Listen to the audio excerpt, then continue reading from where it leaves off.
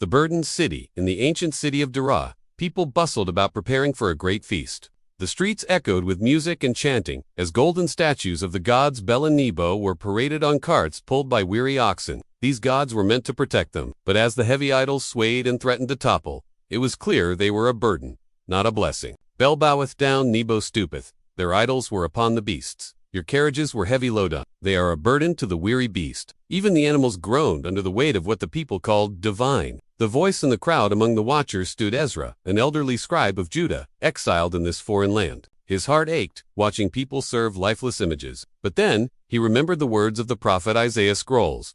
He had treasured since youth. He whispered them aloud. Hearken unto me, O house of Jacob, which are born by me from the belly, which are carried from the womb. God's words came rushing back. Unlike the idols that had to be carried, God carries his people from the womb to old age. Even to your old age, I am he. Even I will carry, and will deliver you. A bold stand later that day. As the procession neared the temple square, Ezra stood before the crowd and declared, You carry gods of gold and silver who cannot move, speak, or save. But the God of heaven has said, To whom will ye liken me, and make me equal? They lavish gold out of the bag. They make it a god. They fall down. Yea, they worship. They bear him upon the shoulder. Yet he cannot move. Yea, one shall cry unto him. Yet can he not answer? People murmured. Some laughed, but others were pierced by the truth. The God who declares the end. Ezra lifted the scroll again and read with power. I am God, and there is none else.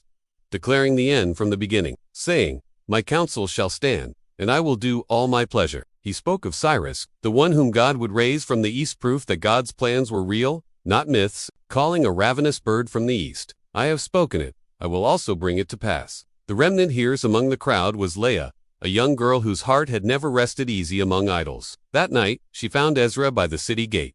I want to know this, God, she whispered. Ezra smiled and opened the scroll one last time. Hearken unto me, the stout-hearted, that are far from righteousness.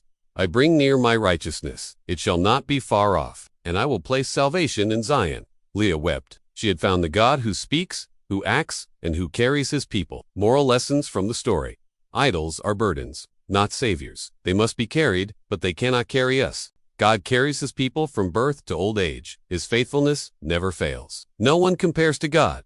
He alone knows the end from the beginning. God fulfills his word. His promises are not empty.